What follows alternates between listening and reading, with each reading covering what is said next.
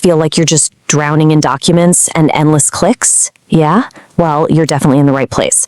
Today, we're going to break down a real game changer in SAP S4HANA.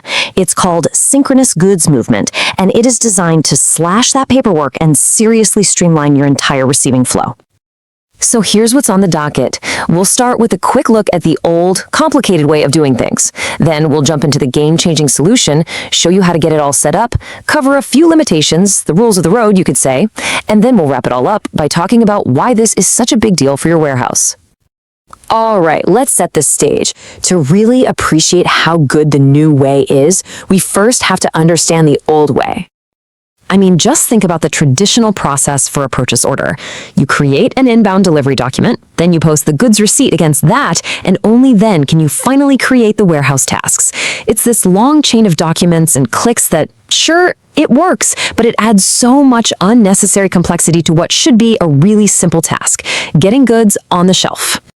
So what changed? What made all this possible? Well, the answer lies in the architecture of SAP S4HANA and its powerful embedded extended warehouse management, or EWM. Now, this is a really crucial point. The feature we're talking about today, this massive simplification, is exclusive to EWM that's embedded directly inside SAP S4HANA. You're not going to find it in decentralized EWM deployments.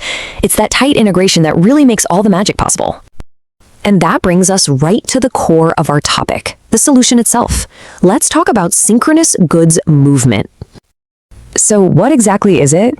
To put it simply, when you post a goods receipt in inventory management, the system instantly and automatically creates the put-away tasks in your warehouse.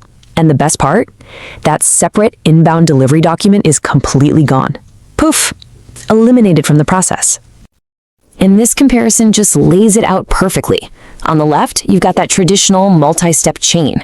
But on the right, you have this synchronous process. You go straight from the purchase order to posting the goods movement, and the system just handles creating the warehouse task in the background. Fewer steps, fewer documents, way less complexity. And get this isn't just for purchase orders. You can apply this streamlined process for receipts from manufacturing, for cancellations, and even for those simple goods movements without a reference document, like a miscellaneous receipt. It's incredibly versatile. Okay, so you're probably sold on the concept, but how do you actually make it happen? Let's dive into the setup. It really just boils down to 3 key steps. First, you have to make sure your purchase order is set up to not expect an inbound delivery. That's a big one. Second, you need to tell the system where to put the goods initially, your staging area or maybe a specific GR bin. And third, you just have to enable automatic warehouse task creation.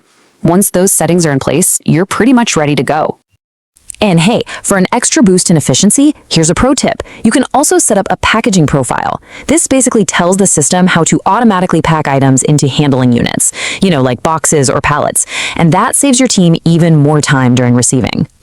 So how does the system know what to do? Well, it acts kind of like a traffic director. It uses these things called process indicators, which you see here, to automatically figure out the right set of rules, the warehouse process type, for the put-away task. It knows if the goods came from a vendor or from production, and it follows the correct procedure, all on its own.